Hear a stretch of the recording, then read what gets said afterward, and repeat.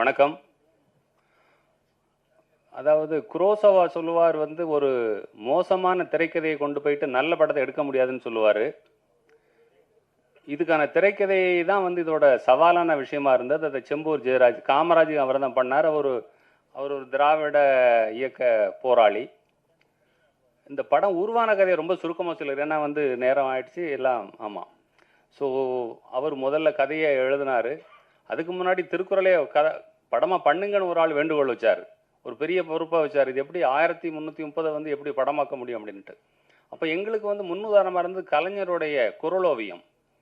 எதை ஓவியமாக பண்ண முடியுமோ அவர் அதை புத்தகமாக போட்டாங்க. அப்போ அதுலேருந்து நாங்கள் எது காட்சிப்படுத்த முடியுமோ அந்த குறள்கள்லாம் எடுத்துக்கிட்டு திரைக்கதை உருவாச்சு.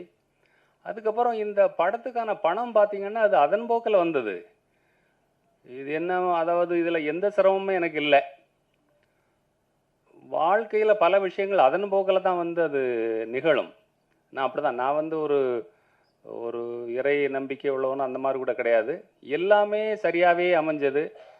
வள்ளுவர் பாத்திரமேற்ற பையனாக இருக்கட்டும், வாசுகி அவங்க ரொம்ப எளிமையாக சிம்பிளாக வந்திருந்தாங்க. இவங்க தான் நடிக்கணும் அப்படின்னு நினச்சோம்.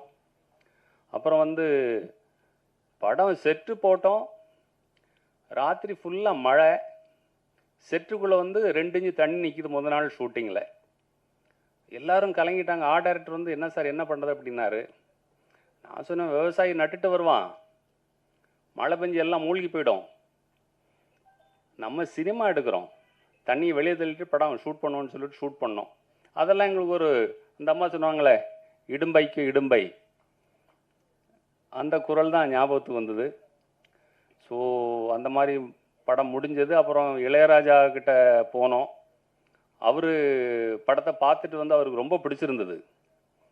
பிடிச்சிட்டு அதை முடிச்சு கொடுத்தாங்க அந்த படத்தை. இப்போ இந்த படத்துக்கு ரொம்ப முக்கியமான ஃபண்டர்ஸ் 2 பேர். விஐடி விஸ்வநாதன் ஐயா ரொம்ப சிக்கனமான மனிதர். அவர் இதுக்கு உதவி பண்ணார்.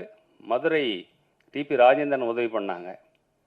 இப்போ இதோட முதல் இந்த நிகழ்ச்சிக்கு யாரை கூப்பிடலாம் அப்படின்னு பார்க்கும்போது, நீங்கள் சமூக போராளிகள் அப்படின்னா 19ஆம் நூற்றாண்டில் அவர் இருந்தார், 18ல் அவர் இருந்தார், 15ல் இவர் இருந்தாருன்னு சொல்லுவீங்க. நிகழ்காலத்தில் போராடக்கூடிய ஒரு போராளி,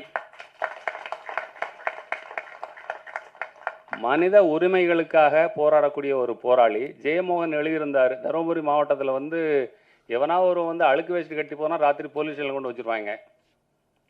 திருமாவளவன் வந்ததுக்கப்புறம் அந்த கைதுகள் குறைந்தன. அவர் செல்ல வேண்டிய உயரம் இன்னும் அதிகமாக இருக்கு. சொல்லப்போனால் அவர் வரும்போது காமராஜர் ஆட்சியின் ஒரு பகுதியை கட்டாயம் தமிழகத்துக்கு தருவார் என்ற நம்பிக்கை எனக்கு இருக்கிறது. அதனால் அவரை கூப்பிடணும்னு நான் மனப்பூர்வம். அவர் கூட எனக்கு பெரிய அறிவும். மூப்பனாரையா அலுவலகத்துக்கு வருவாங்க அவங்க வளர்ந்து வர்ற காலத்தில். அப்போவே அவர் மிக அறம் சார்ந்த ஒரு மனிதர், படிப்பாளி. நான் பேச வேண்டியதில் நம்ம படத்தோட ஹீரோ பேசிட்டாரு. அதனால் எனக்கு ஒரு பாயிண்ட் தான் மிச்சம் இருந்தது. அதனால் அவர் கூப்பிட்ட உடனே எந்த மறுப்பு தயக்கம் எதுவுமே காட்டலை. அவர் வந்தாங்க. மற்றும் வந்திருக்கிற அனைவருக்கும் எனது நன்றி. இந்த நிகழ்ச்சி தொகுத்து வழங்குகிற தங்கைக்கும் மிக்க நன்றி. இதில் தனலட்சுமி வாசுகியா நடிக்கிற பெண் முதல் படம். அவங்களுக்கு வாழ்க்கையில் முன்னுக்கு வரணும், இந்த துறையில் ஜொலிக்கணும் அப்படின்னு அவங்க எடுத்துக்கிட்ட முயற்சிகள் ரொம்ப ஜாஸ்தி. லொக்கேஷனில் அவங்க டைம் எல்லாம் எந்த விதத்திலும் வேஸ்ட் பண்ணலை. கலைச்சோழன் மட்டும் கொஞ்சம் திட்டு வாங்கினார், ஏன்னா அவரே ஒரு டைரக்டர். ஆமாம். அதனால் மற்றபடி எல்லாம் சுகமாக நடந்தது. உங்களுக்கு எனது மனமார்ந்த நன்றி, வாழ்த்துக்கள், வணக்கம்.